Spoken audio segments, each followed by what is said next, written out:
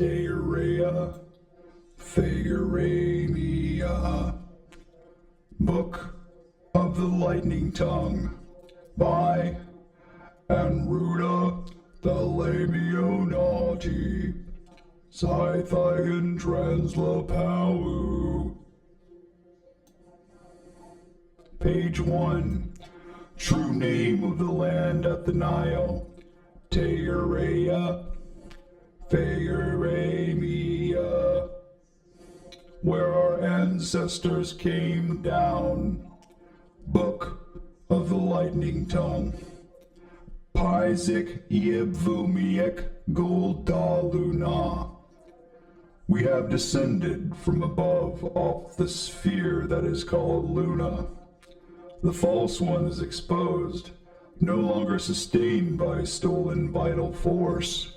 Those that serve him lose all that they own. Page 2. Lightning words, explanation. Many have a rare ability to see vital energy. It is a life force unseen. Some call it magic. Some call it chi. Some call it prana. It is that which animates the living, that which holds solar systems together, pulls the weight of the cosmic tides, the subtle force that ensures continuity. It is electromagnetism. By applying linguistic testing, I am developing a language that can heal the body, greatly bolsters the life cycle, and can even be used as a weapon.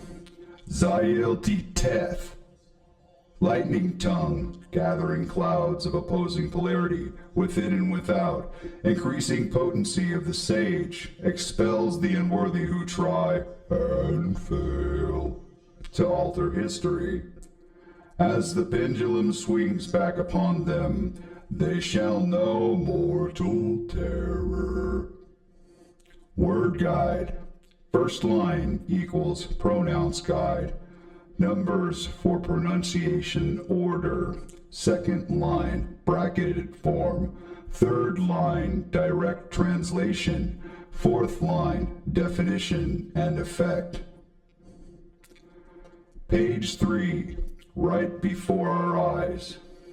The foundation began a long time ago, when one of my predecessors, with a small militia, took down Anderson and the factory.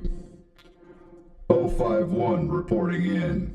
In such strange times we find ourselves, in a world of constant upheaval and change. An unforgivable idiocy rips our very world apart. Secure, contain, protect. A motto, a philosophy, a dough, a way. Whatever the case may be, what was once but epic fiction materialized right before our eyes. A brave and beautiful future awaits, just as soon as we contain the anomalous threat. But we have been at this for some time. We shall restore the peace that was stolen. We shall relight the sacred flame of eternity. Let no honest man fear dishonest men.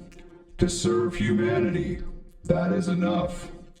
051, out. Page 4. Zith, the lightning tongue. 3 words of the storm. Lit high teth, medium tonal range. 1 equals bright, 2 equals light, 3 equals strike, 4 equals this.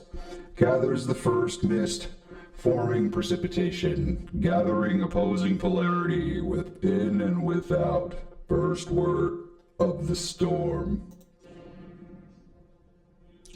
Ite, star, stoic tonal range. 1, effulgent. 2, light. 3, within. 4, flow. 5-ing, 6, 4th. Cold and hot fronts form and drift toward collision, the storm imminent. Second word of the storm. Xyli hit etati. 1, 2, 3 equals from below. 4, 5, 6 equals rising intensity crash. The billowing clouds gather, forming a growing storm. Upon their collision, lightning manifests, following a thunderclap.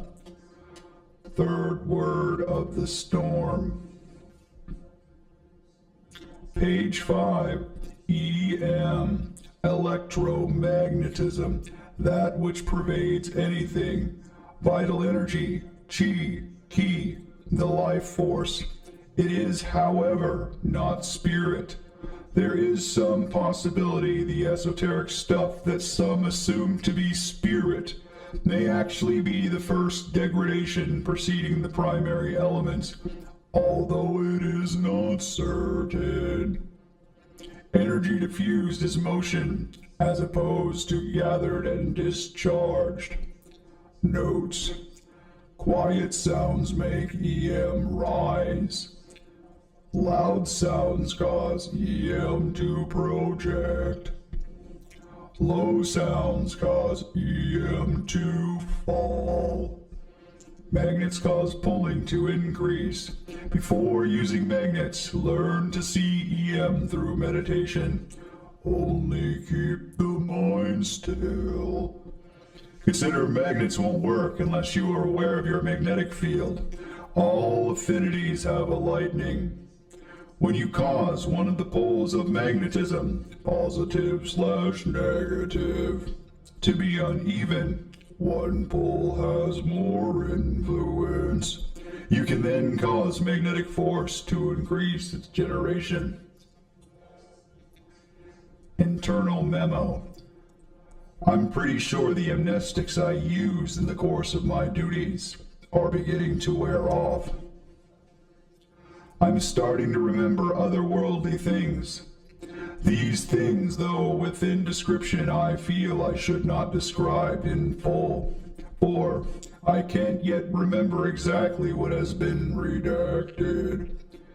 I do seem to recall this process. No wonder they call me Azathoth. It seems there is some strategy to partitioning my memories. For what purpose still eludes me yet.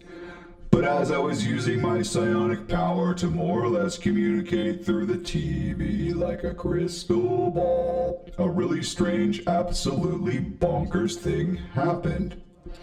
I was reviewing a short playthrough of some songs and suddenly I was able to talk through the screen to myself.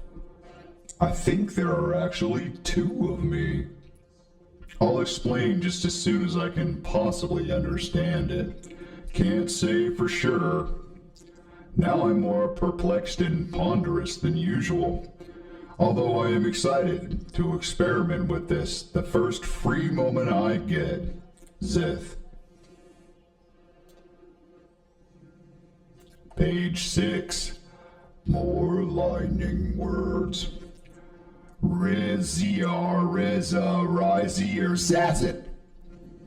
Rolling black clouds, left brain. A black striking lightning crash. A furious bolt striking one who seems to beg for being struck. Unseen pest, though they may be blasted by instant karma. Note. When pronouncing Xylit Hi-Teth, remember this simple rule. Capital letters next to one another are simply read as the letter. For instance, AB would not be read like abs, but rather like A-B. One more example, just so that it's clear. If you were to read fuck, it's not pronounced like fook, but rather FK. When you see a capital letter next to a lowercase letter, you should then instead pronounce it phonetically, i.e. S lower d is Sid, or T lower h is te. Zizazit, the sound. 1 equals the, 2 equals as it, abrupt, sliding sound, of lightning as it's having risen from the ground and gathered into rolling static in the clouds, now returns to earth, striking the point with least resistance. Descending words. Liget, nigel, igit. Slow, low tones. Low drone, nearly a dirge, causes outer EM to fall, particularly in the magnetic fields of enemies and hostile forces. Liget, TNIG, LGHT. Slower, lower, pulsating drone. Begins to pull the EM back to the ground.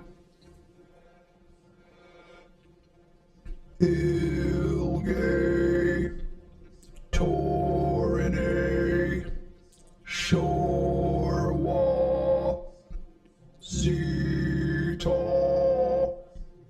Low, abrupt stops, slides, kinetic impact, knocks adversaries greatly out of their place. Page 7. Ink. I will give to you a vine of the utmost conniptions fit, once your awareness does alight upon this existential conundrum. In early human civilization, our first established records seem to be primitive cave paintings, at least our current thereof. These paintings seem also derived mostly from crushed mineral pigments mixed in river waters. Later on, we begin to press cuneiform onto clay tablets, which were then baked to preserve them. In the land of Theoramia, writing seems to have become significantly more sophisticated. However, the writing still seemed to be some sort of mineral pigment base. One thing can be reasonably guessed at. That ink, which is overwhelmingly dominant material utilized for writing and printing today, and if I had to make that educated guess, I would wager that it was discovered by Pacific Islanders who would hunt octopi via fishing nets and crates. Likely, in handling their catch and cleaning them, the staining properties of their defensive liquid were discovered. Ink doesn't need to be prepared every single time. It is used as inside of a small jar or inkwell at even moderately warm temperatures, does not easily dry up, even nearly as easily as the mineral pigments. Even better, ink is much more efficient at copying down history, stories, transactions, and the like, and likely as well made writing available to all the lower social classes who previously did not have the means to acquire a steady supply of hard-to-find, expensive pigments. So why is this an existential crisis? This will take a bit of breaking down to get across, but let's start with a few interesting facts about cephalopods. 1. They display a very unusual degree of intelligence for an amphibious animal. It could even be said to have a very high degree of intelligence for animals in general. They show signs of deep critical thinking and have a disparate proto-society in the ocean. Some speculate their intelligence to be even far above the human. Another interesting thing that is oddly not well known is that their ink functions both as a paralytic and as a hallucinogen. If it gets into one's tear ducts, i.e., if it gets into the eyes, the octopus does not just deploy its in the mounting of defense either. It can emit small amounts of ink in various areas so that its unsuspecting prey helplessly saunters into it, becoming temporarily motor function impaired, as well as dazed by hallucinogens that warp reality, whence they can easily devour their numb, mindless prey. Another property of ink is to entrain the electron all the way down to the mitochondria of the cells, which results in supreme optimal cognitive ability, even at the level of pure genius. Since the invention of the printing press, nearly all of our literature in all of its forms is printed in this ink, which we read directly with our eyes. All our scholarly texts, fiction, financial records, deeds, permission slips, paychecks, letters, Bibles, on and on and on. Nearly all our written and printed works are stained into their paper sops. Cephalopods, then, are actually a dominant species on this planet, in the ocean and on the land. It's just that because of the effect of their ink, we can't see it. Mind Flayer. Page 8. Types of sound in xylate high-teth. Rising sound, as in pitch. Rising sound, as in volume. Descending sound, as in scale. Falling sound, as in verticality. Projecting, as in outward. Dual voice, 2 different octaves simultaneously. Rising sounds that fall off. Notes that flow naturally into others. Ascending notes that vibrate. Descending notes that vibrate. Subdued tones. Ecstatic tones. Scolding tones. Scoffing tones. Admonishing tones. Muted tones. Passive xylate high-teth words. Elaeri, mother. Aoad, father. Ayizime, origin is from. Baikai ozi by e ka vaikaito. Ot oda hato briak. A neo-primal celebration of the coming new reign. A sort of festival sung during Baika e ozi by ika vikai tiski to. We are waiting for the martial art of the beautiful fight. Chira ka akak a. Linear motion, scooping straight lightning throw. The Shining Ones, page 9. Those that possess attributes known to the students of the elemental school will, after an era, should they be consistent in their practices, be able to ascend and escalate their near miraculous abilities, even to the tier of manifestation of the primary elements. An example of high-level actuation would be ear ringing. Those who have an affinity that strongly resonates with their innate electricity can use the electromagnetism to vibrate their inner bell. They can vibrate that bell at varying frequencies that, transferred to the fingers via the ear, can be transformed into devastating destruction waves. It can be used for reverse hacking without even understanding how to code. It can also shock or push things back with great ferocity. With a high degree of skill, it even seems capable of healing any kind of wound, no matter how severe. Is it possible to bring back the dead, even if perhaps not directly? So far as we know, the limitation only lies in one's affinity and one's kinship to an element. Hidden Xylith. Uriayo Eai. Footwork mantra. To move swiftly, especially in terms of mind.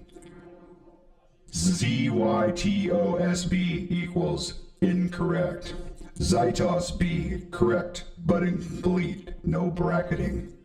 Zytos B equals perfect with brackets. Zytos B, English equivalent. A mystical key, the solution to the codex in Liberal Legis. Ziretio Oambuist, declaration of the sun is not fire. Zoso, Zolieri, Yozaz, solar nature, it is a giant magnet. Page 10, the court of the solar lords. Kiamitas, individual name, king, the king of Zioerdes. This utterance brings forth an aura of honor and respect. ZL is one of the unique and special letters in Xylate Highteth. Obviously, it is an etymological offspring of Z and L. the Sun beings use significantly more words that combine the buzz of both Z and L. Zito, Tite, Lota. Name, Crown Prince, the Crown Prince of ZOARDs. His voice brings inspiration and creativity to all. Nature versus artifice. Philosophically, one might term the two poles of all ethical and moral discussion, debate, and division the argument of nature versus artifice. The first supposition would be that to live in perfect harmony with the natural is to integrate it as it naturally merges out of the inherent processes of the earth, as they are opposed to destroying, harvesting the outgrowth of its environment, to work its materials through artifice to create an ideal urban jungle that favors the dominance of intelligent, crafty hominids. The range of debate coming from these two extremes can be quite substantially vast. It can be argued that any work of artifice is parasitic to nature by its very creation, and more than one hippie or matrix philosopher extends its particular line of thought to suggest the human race itself is parasitic to nature by its very creation. To this I say yes and no. During the tribal phases of humanity, man tends to be closer to nature, more closely symbiotic to it, although during these phases of cyclical time, man is primitive and simple. When the younger generation of the tribe begins to develop its artifice, the transitory society begins to form. Although, eventually the transitory society always falls, at which point the children of the tribe return to nature and need to seek out the elders in order to relearn how to survive in nature. At one end of the scale, full assimilation into AI and complete artificial environments in a way that totally forsakes nature in order to find a place among the stars, whereas the other way is a world of no innovations, advances, technology, medicines, or any sort of thing that gives man any sort of advantage in the natural world. This may seem a most perplexing problem, but really it is not, as the wise know that balance in all things is key for continuity, even in the battle of nature versus artifice.